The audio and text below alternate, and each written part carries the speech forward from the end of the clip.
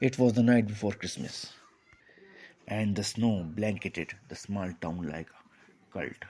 Emily sat alone by her fireplace, the warmth of the flames crackling as she wrapped the last of her presents. The grandfather clock struck midnight, and for a moment the world outside was utterly silent. But then came a sound, a strange, distant ringing. At first it was faint, almost drowned by the wind. Emily paused, her hands frozen mid-rap.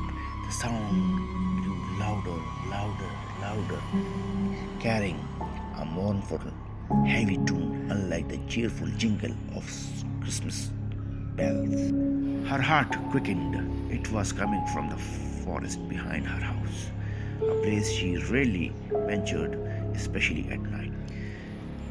As Emily debated whether to investigate the sound, a soft knock echoed through the house. Startled, she turned toward the front door. The knock came again, louder this time, insistent and rhythmic. She hesitated, gripping the ribbon she had been using, her fingers trembling. "Who is there?"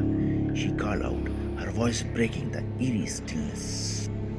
No answer. The knocking grew heavier, heavier, almost shaking the door on its hinges.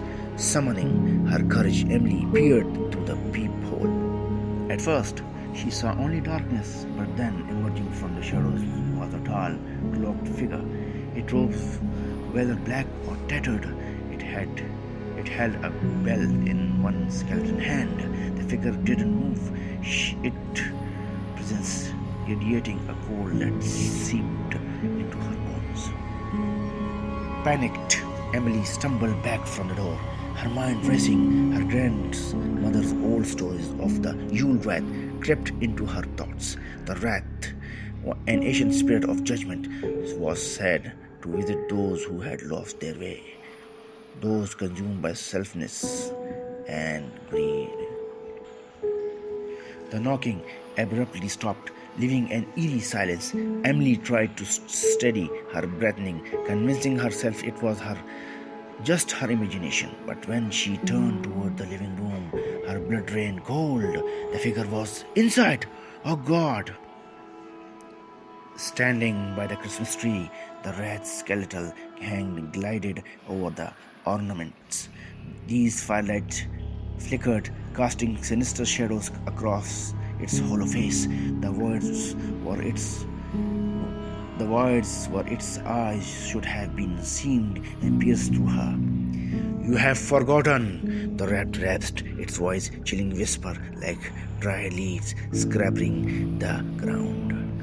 I didn't understand," Emily stammered, pressing herself against the wall. The rat raised its bells and swung it.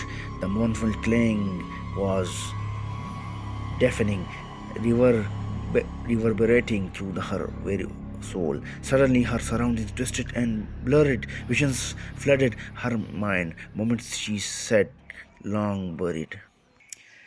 She saw herself ignoring a beggar outside the store, snatching a toy from a desperate mother's hands in a crowded shop, greedily counting her money while others suffered. "Redeem yourself," the rat hissed, its form towering over her, "or this Christmas will be your last." Emily awoke on the floor of her living room, the fire reduced to glowing embers. The rat was gone, but a dark, tarnished bell now sat on her mantel, its presence an undeniable reminder of her encounter. The next day, Emily gathered all her gifts and donated them to the orphanage. She spent the day volunteering, serving meals to the less fortunate and mending her ways. The guilt of her past actions lingered, but for the first time in years, her heart felt warm. Every Christmas Eve after that, Emily swore she couldn't hear the distant toll of the rat bells, a warning she would never forget.